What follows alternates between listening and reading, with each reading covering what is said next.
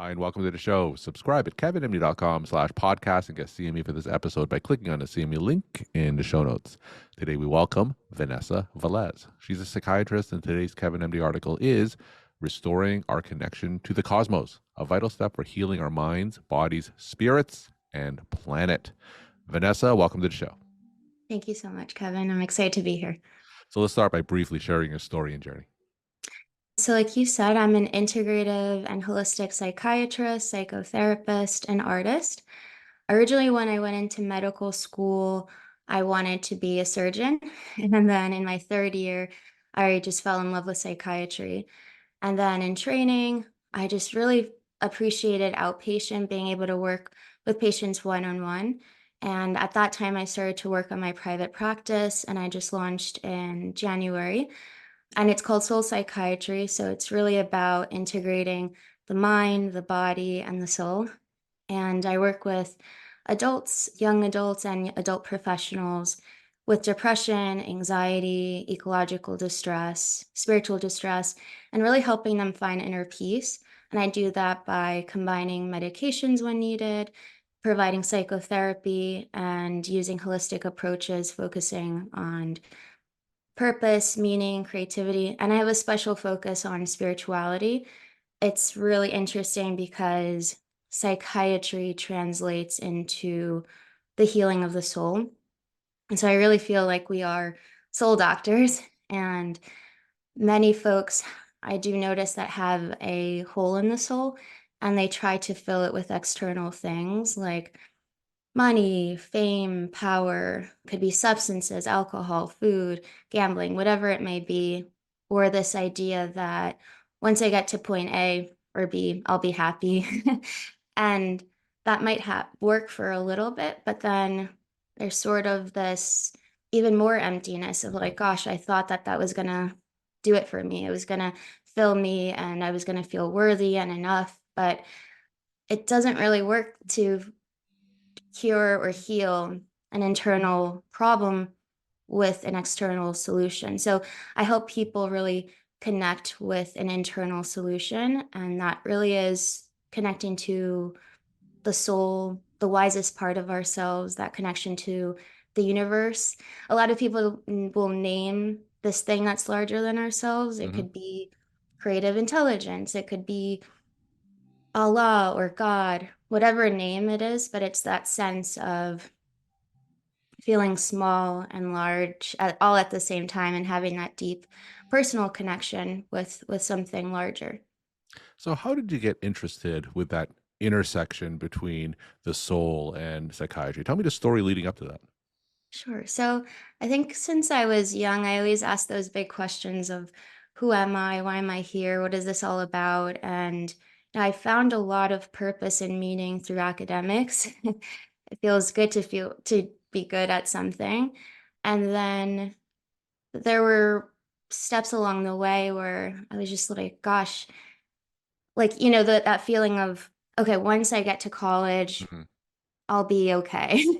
And once I get into med school and once I graduate, but that, at least for me, didn't fill that. And so really looking at other aspects, and I've done, things to help with that internal, and like meditation or reading a lot of self-help books or different solo backpacking trips or pilgrimages, just to be able to find myself and discover. And it's a process of unlearning hmm all of the things that we gather along the way. I imagine we're all kind of carrying a backpack with all the bricks of our childhood or just the programming. And so it's just really unlearning and then reprogramming. And it's just really a process of learning and remembering. It's really remembering those roots and that connection to, wow, I am part of something larger, like the cosmos, like the Big Bang. And then just bringing it into the practical of asking my highest self, like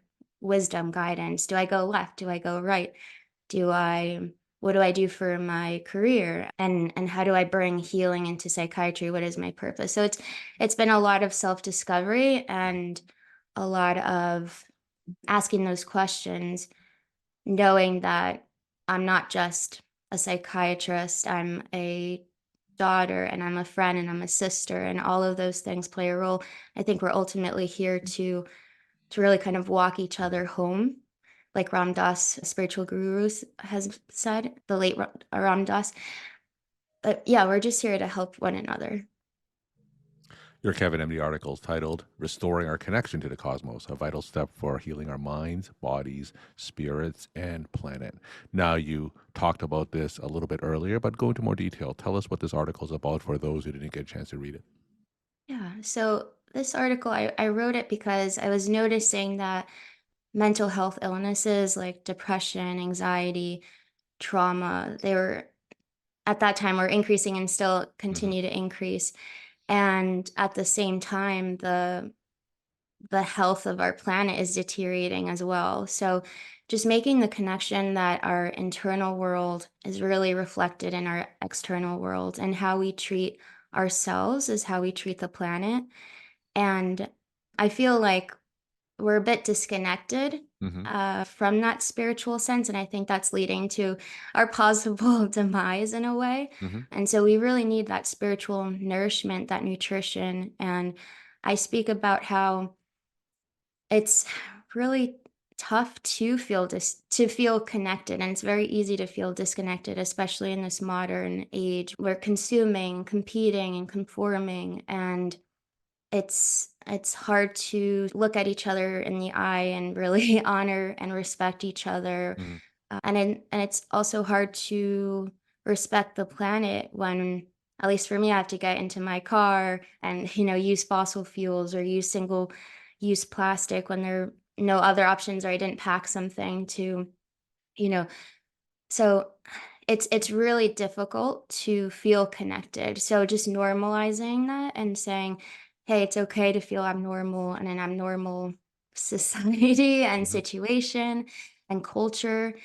And at the same time, we can bring kindness and compassion to ourselves and to each other, and just start to build that consciousness, that awareness, that universal consciousness that we are not separate entities. We are connected. I am because of you. You are because of me. I'm here because of all of the billions of people that came and contributed to this earth. I wouldn't be here, like, we wouldn't be here if the person that invented the internet, Hmm. or, so I'm just, yeah, it's just about cultivating this larger awareness that it's not about the small constricted ego self, and that attachment that it's like, oh, I'm Vanessa and I'm a psychiatrist and I hold so tightly to that. Well, can I open up? Can I bring some gentleness into that, and into some love and courage? I really think it's about talking about that distress Hmm. and normalizing it and being like, oh, hey, you too. And and just feeling more grounded into our reality. So tell us some techniques, exactly how we can do that. Like you said, a lot of us, we are so disconnected. And with the advent of things like social media and our mobile devices, we are all in our individual silos. Tell us some stories or examples about how we can reconnect and see that larger picture that you're talking about. Yeah, great question. The way I think about it is making it super practical. Hmm. So the second we wake up, just laying in bed or getting on our meditation mat or cushion, and sometimes that meditation doesn't work for folks. It could be guided, but just having a moment of appreciation. Wow, I made it. Hmm. I survived the night. I'm here. I'm alive. Thinking about the things that we're grateful for yesterday, or the things that will bring us joy into the present day. So that gratitude, that meditation, that quiet and stillness, and that's the best moment in the morning before we check our phone, before we get caught up in the day, of Hmm. having that stillness and the quiet. And that's where there's so much access to that love, that presence is in that quiet, the stillness, and in the calm. So it really starts with that quiet moment in the morning. And then throughout the day, asking for direction, like, what would you like me to do? So just always, like, it's really forming a connection and a relationship with this essence. It's like any sort of friendship or relationship. You would talk to them, you would call them, you would text them, you'd write to them, you'd go on coffee dates, or And so really it's like a muscle. You kind of just exercise it and you talk to this, and you can even throughout the day or in the morning write a letter to this presence and Mhm. then have that presence write back to you. So that's another nice technique. So it's really about that morning meditation throughout the day. And then in the evening, again, just having that calm, that quiet presence and connection. How can we learn to do that? Are there places online that we can be taught to meditate or have that connectedness and have that mindfulness? Is this something that we can read? How can we learn how to do that?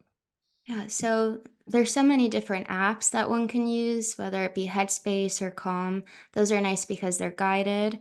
There's also so many different trainings, MBSR with Dr. John Kabat-Zinn, Sharon Salzberg, Tara Brach. They're great.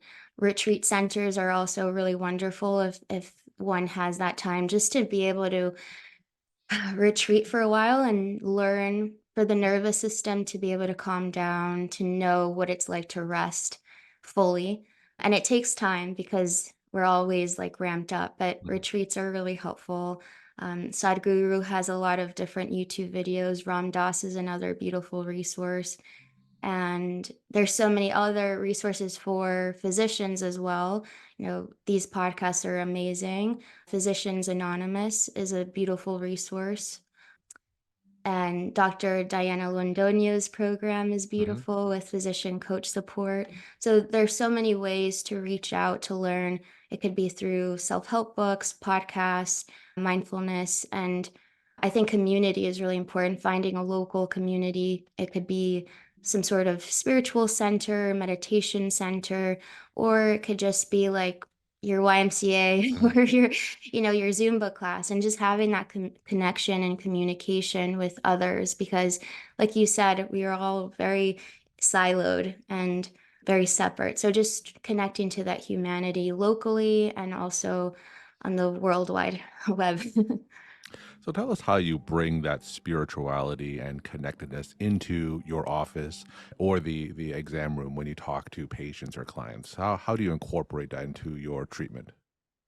Yeah, so I definitely meet the patient, the person where they're at. So some people might be super spiritual or maybe super religious, or they might be angry at their religion or their spirituality and have resentment. So it's really about diving into their relationship with something larger. Do they believe in something? Do they not? What is their relationship? So, really diving into that Mhm. and then having them just practice talking to that essence or however they access it through prayer and meditation. Creativity is another beautiful part of expression because I do believe that we are channels and instruments of this loving presence. And so, how do we bring forth our talents, our skills, our abilities to express that love and to help others?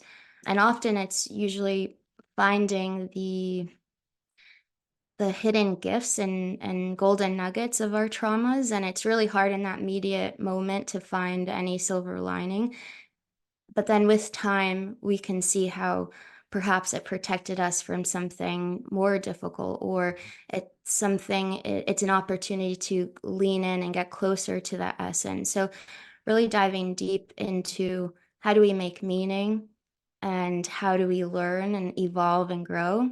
Because I do feel that we are spiritual beings having this human experience. So how do we use life as a classroom? How Mhm. do we learn? And, terrible things happen to people, and it's not to discount that at all or say that we need suffering to learn. But sometimes suffering is the best teacher and the best friend at times. Tell us a success story where you incorporated some of these teachings and really moved the needle for that patient. It could be a real patient, it could be hypothetical, but I want to kind of see these concepts in action. Yeah. So I think the most telling is with addiction. And I've seen folks recover so incredibly beautiful through the 12 steps Mhm. and through community. It doesn't necessarily have to be through the 12 steps, but that is a program where people have to rely on this higher power, this however this concept of whatever they believe in, Hmm. but it's something larger than themselves. And just the transformation of being so incredibly ill, physically, mentally, and spiritually in the disease of addiction, and then coming on to the other side and recovering, I think is just so incredibly beautiful, and it and shows the power of that higher power. And you know, th- they say that it's really about, it's not that you're cured, but it's you're recovered, and it's a spiritual it's a spiritual program, and it's a spiritual daily action plan. So I've I've seen people really use that and have that guidance, and talking to other people in the fellowship about how do they live life? Hmm.